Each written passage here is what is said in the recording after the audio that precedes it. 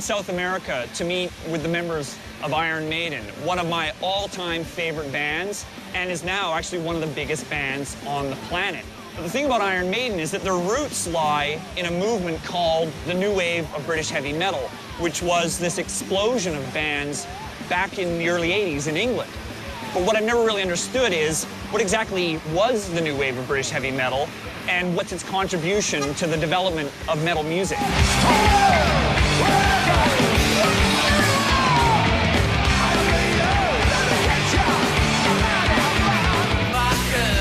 One of the biggest legends in the history of the new wave of British heavy metal is that its origins can be traced to a London venue called the Bandwagon, where DJ and hard rock enthusiast Neil Kay apparently kickstarted the Nawabum movement. What was the state of music at that point? I'm thinking 78, 79. It was punk or nothing at the time. And these rock bands, these youngsters, some of them were only kids. They had nowhere to go, no one to move the product higher, no one to press it, print it, release it and get it there. And it began to get me really annoyed. I'd always dreamed of a place, whilst working in the London clubs and going to like live gigs and things, that there should be rock available to the people. And you could turn everything round 180 degrees and throw everyone out that wore a tie and shirt and demand that jeans only were worn and only T-shirts. I had this massive sound system there. It wasn't a discotheque club system. It was a band PA. And it could blow windows out. What I kind of realised in the end was that I'd grown a whole culture of rock and roll loonies.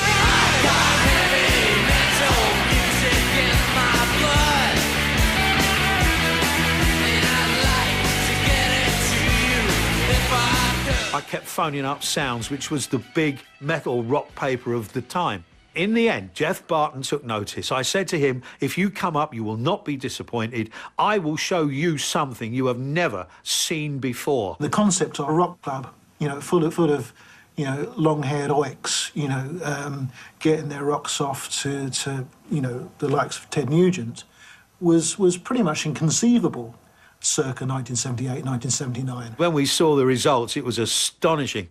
He'd put a centre-page double spread about us in Sounds. And Jeff came to me one day and said, would you be interested in doing a heavy metal chart for the paper every week? He wasn't just playing your Rush and Judas Priest, but he would actually take a chance and throw all this new stuff into the mix, like Praying Mantis, like Iron Maiden. We made a tape and we took it down to Neil Kay's sound house, mainly to try and get a gig, not for any other reason really. We just wanted to get a gig there because we knew that it was a good place for our core fans, rock fans. Steve said to me something like, do us a favour, mate, take it home and give it a listen, and if you like it, give us a ring. And when you listen to the Maiden tape... Went mad. Went absolutely berserk. He started playing the tracks off the tape in his chart, and then all of a sudden, our tracks start going up the chart until, you get number one, Prowler's number one and all this stuff. Me and Paul actually went down there one night just to see what would happen, when they played one of our tracks. Of course, we weren't known then or anything like that, so we was just able to stand at the bar and watch what was going on. And the whole place just went crazy when the Maiden tracks come on.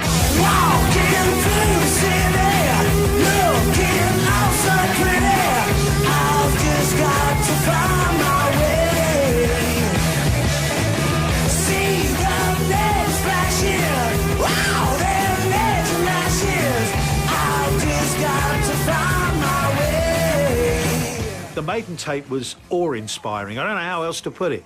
It was, well, here's a band waiting to smack the world. Of course, convincing the labels that was a different story. As always, you'd aim for a record deal, a big record deal, and you heard of your EMIs and your CBSs. But indie labels came out around the time of punk rock. It'd never been heard of before. It gave it a different idea that you could make your own record and you might be able to get a distributor and you could sell it yourself or sell it to specialist record shops. When Soundhouse tapes, I thought, we'll put it out because punk bands were putting out their records. Steve actually did all the writing, logos and everything, and I called it Rock Hard Records, and it was a direct riff-off from Stiff. Stiff Records was, if it ain't stiff, it ain't worth a fuck.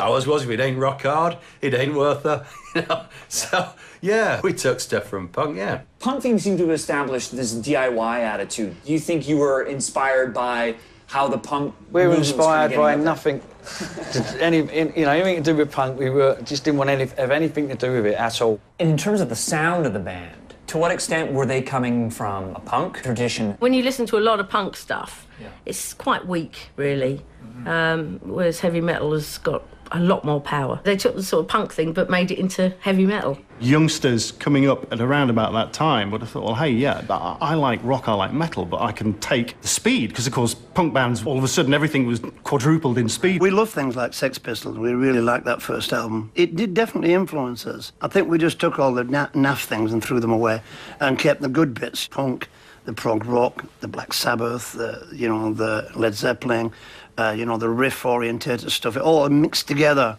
into like a melting pot, and up popped really the new wave British. Bringing together the speed of punk with the heaviness of prog rock and classic metal, the new wave of British heavy metal introduced a whole new sound to rock music, and the movement was starting to build in London. But how did this movement become known as this thing called the new wave of British heavy metal? I was invited by the manager of the Music Machine. How would you like to put on your own, like, 3-band show during the week? And I thought, yeah, what a shot. It's going to enable me to present to the industry in London new bands. Jeff Barton from Sounds was sent along to review 3 bands, Iron Maiden, Angel Witch and Samson, and a big double-page spread about the bands. Alan Lewis, the editor at the time, added a subtitle, The New Wave of British Heavy Metal, and that was it. It was that simple. Do you remember when you heard the term new wave of British heavy metal and what you thought of it? Here we go. More fucking, fluffy cunts with spandex and good Les Pauls. Where were you in 79 when the gang began to burst? Did you check us out down at the local show? Were you wearing denim, wearing leather? Did you run down to the front? Did you queue for your tickets through the ice and snow? Suddenly there was lots of bands all over the UK. Nobody was aware of each other before Sounds kind of tied it all together. We did a little 4-track cassette, sent it off to Sounds, and it appeared in Jeff Barton's playlist. That was such a result. You could do that. You send it off and there it was. Jeff Barton liked it. Awesome. If you looked at the marquee in 79 and 80, the punk bands had disappeared, and then there was the list of heavy metal, heavy rock bands, from Gary Moore right the way through to Tigers, right the way through to Raven. People were fed up of just having the punk thing. Not everybody wanted, quiff back hair and look like a pirate. This was the logical next step to the bands like Deep Purple. All of us at one stage were thinking, what will happen next? And now we had the answer.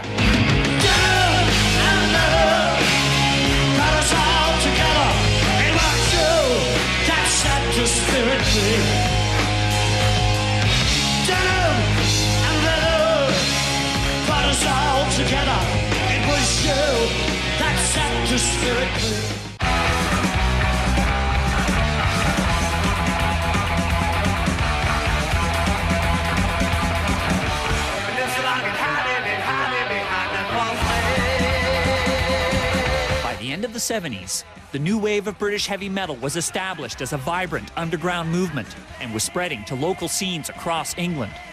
But the movement had still not captured the attention of major labels. And then this all changed in 1980 when Iron Maiden released their seminal debut record, Iron Maiden.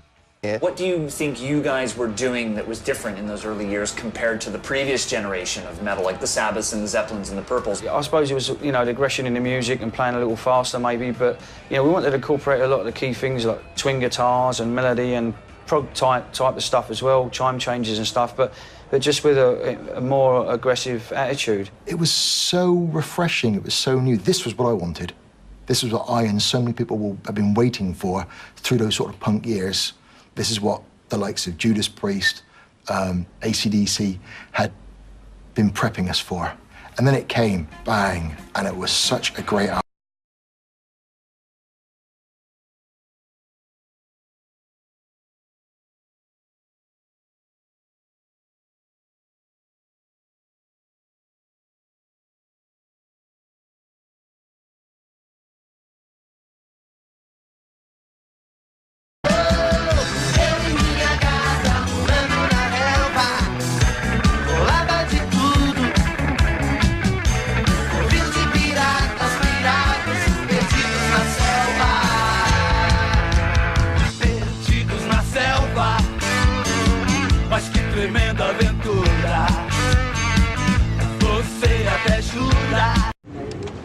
você seguindo aqui um maior fio de navalha, se situa, segue esse som aqui. Enquanto dá tempo, tá gravando?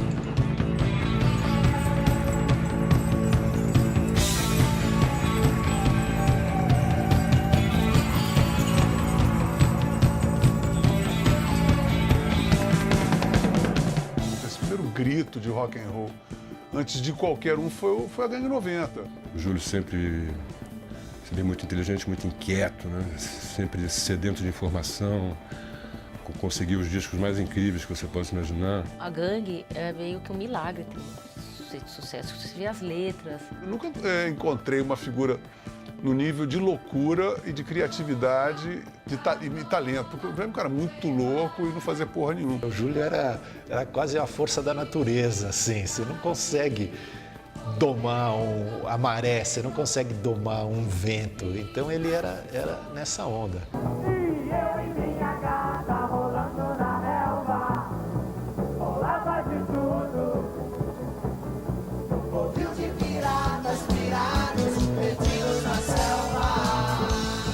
Eu morria de medo de sair com o Júlio. Um pouco estava uma caixa de champanhe num terraço, fumando um charuto cubano. E a polícia toda atrás da gente, né? Que a gente ouvindo. Sem ter a grana, o sucesso do Led Zeppelin, mas as turnês não perdiam em nada, entendeu? Assim, era um absurdo, né? Era difícil a gente terminar um show. Porque era uma anarquia. Virava uma loucura. Teve shows que o público quebrou o teatro juntos. O Júlio incendiava um pouco, sabe? A cabeça das pessoas. Assim. O cara certinho, cumprisse horário. Ele não teria criado essa obra pequena, mas tão contundente. Nosso louco amor está em seu olhar. Quando a Deus vem nos amar. Eu tenho absoluta convicção que ele não se jogou, que ele caiu. E ele caiu e pediu... Isso realmente aconteceu. Ele pediu ajuda. Pendurado na janela. Ele era aquele muito louco sociável, um cara que, apesar de fazer as coisas mais absurdas do mundo, ele tinha um nível intelectual que ele conseguia falar com outras camadas, sabe? Apesar de toda a loucura dele. Então foi uma perda irreparável. Era um cara de conciliação, né? De juntar gente, passar lá em casa para tocar. Né? Ele fazia esse papel muito de anfitrião do rock nacional, né? Eu não vou perder meu amor, meu amor. Não há nada de mal em ser um marginal conservador. Que era o que ele era, um marginal conservador. Não há nada de mal.